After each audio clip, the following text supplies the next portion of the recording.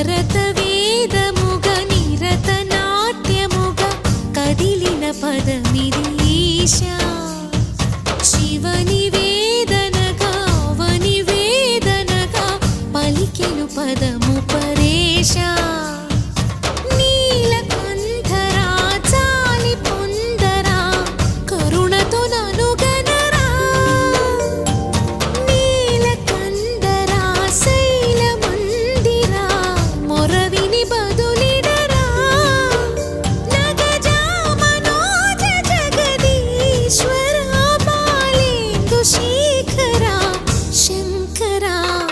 భరత వేదముగ నిరత నాట్యముగ కదిలిన పదమిది ఈశా